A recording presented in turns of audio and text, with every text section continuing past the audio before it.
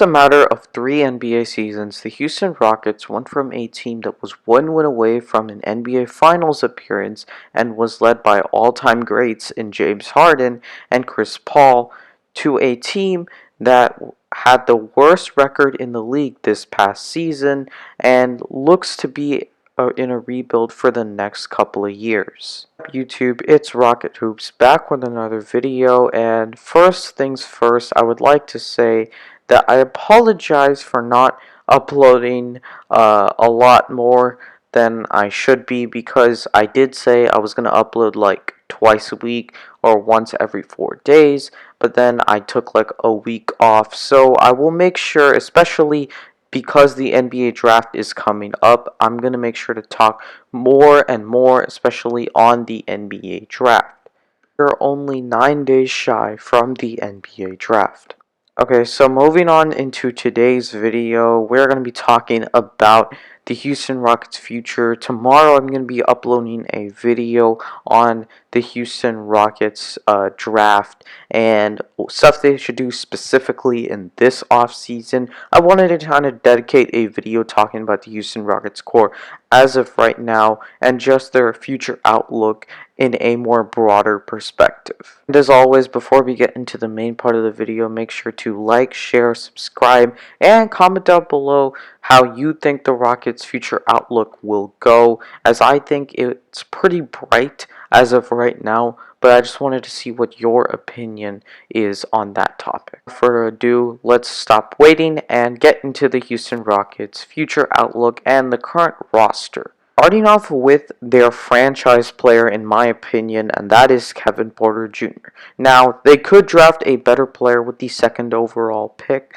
but that is just speculation, as we don't know how that prospect is going to turn out to be in the NBA. When talking about Kevin Porter Jr., I mean, he is a great scorer. He's a great playmaker. He is a great mid-range shooter. He is great at drawing fouls and making free throws. He is a great finisher. The thing is, though, I would say his one weakness is definitely on the defensive end. But although he isn't the greatest defender in my opinion, being that his size is like what, 6'6", 6'7", he definitely can hold his own on that end. Kevin Porter Jr. also, while he isn't an elite three-point shooter, I would say he's at the very least going to be an above-average three-point shooter, which is very good considering that he's already good at basically everything outside of defense.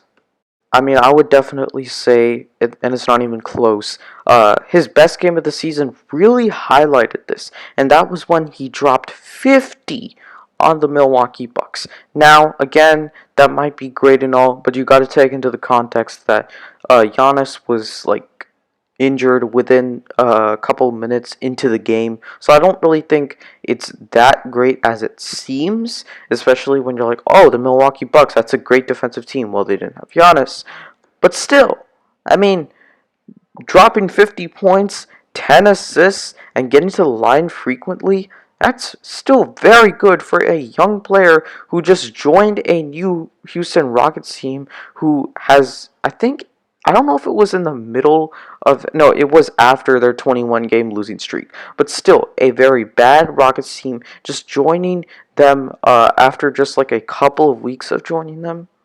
Yeah, Kevin Porter Jr. is the real deal, and honestly, I think at the peak of his career, at the very least, is going to be a top 20 player, and that is something that is very, very good for the Houston Rockets, especially because they only had to pay a non-guaranteed second-round pick for him.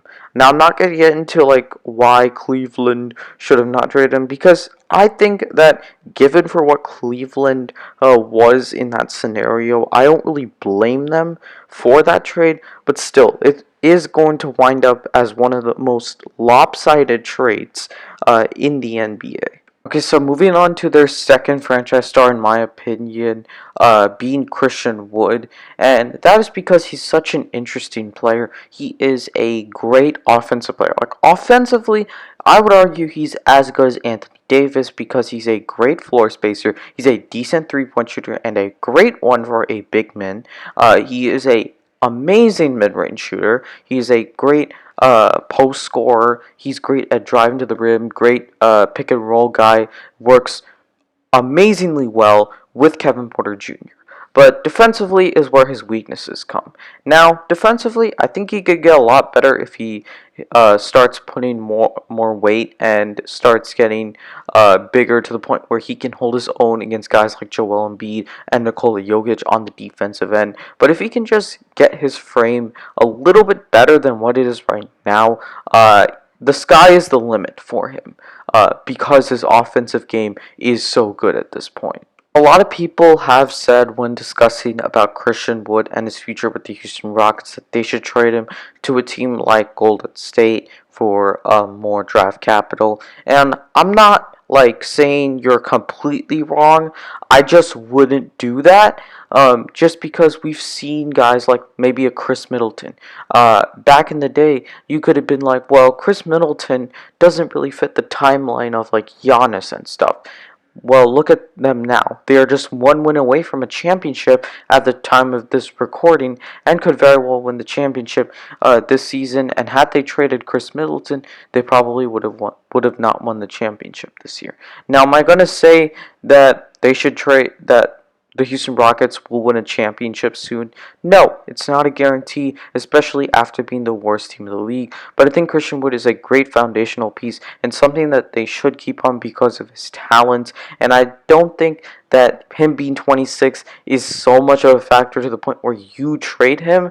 And honestly, if I'm trading him, I need to get a ton of draft capital in return. Not just one first round pick and a young guy who has some potential. I need more than that. So, in my opinion, the Houston Rockets should keep Christian Wood, and if they do, he's going to be a huge piece to their roster moving forward. Now, the other two guys on this team that I think will be definitely part of this future is Jae'Sean Tate and Kenyon Martin Jr. So first up, talking about Jae'Sean Tate. Now, Jae'Sean Tate is by far the best defender on this team. It is not even close. And honestly, I think he's going to be one of the better defenders in this league. And for a team that has Christian Wood in the front court, to have a guy like Jae'Sean Tate, who's probably going to be one of the best defenders in the league and made all-rookie first team because of his defense, is a great fit next to Christian Wood, especially because when you look at Jae'Sean Tate, offensively he's decent, but he's not the greatest because his three-point shooting isn't really that great. And he's a great playmaker. I would say he's a very underrated playmaker in my opinion. He's a good finisher. Driving to the lane, he's a decent mid-range shooter, but three-point shooting wise definitely needs work on. But that's okay because you have a floor spacing big in Christian Wood. Talking about Kenyon Martin Jr. Now, he did average 17 points per game, if you did not know, because you probably don't follow the Houston Rockets, unless you're a Rockets fan, if you're watching this video, not like, I mean like watching them like every single game. But Kenyon Martin Jr. was phenomenal at the second half of the season, averaged 17 points per game.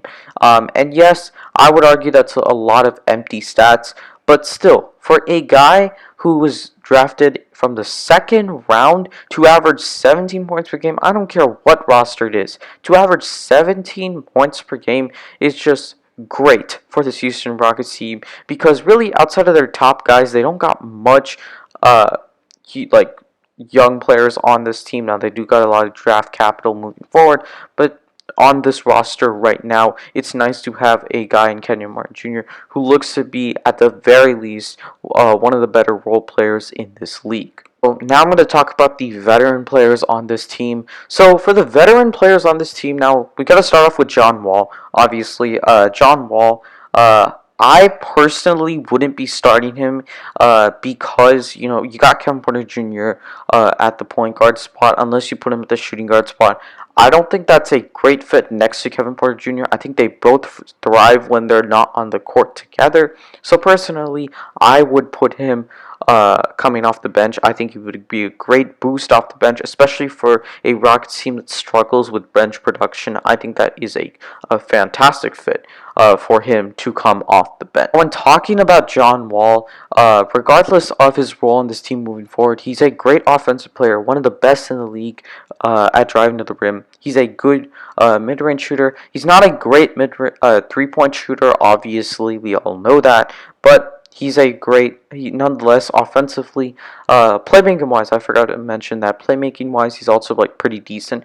So, other than 3-point shooting, I would say he's pretty, at the very least, good to great at every aspect offensively. Defensively, he's not as good as he once was, but he's still like a decent defender on that end.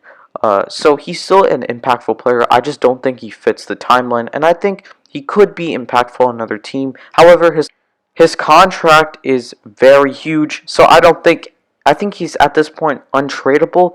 But definitely, I think he could help a contender moving forward if he were to be traded. So the other more impactful veteran on this team, not for the Rockets, but he could be for other teams, is obviously Eric Gordon. Now, Eric Gordon is a great three-point shooter. He is a good playmaker.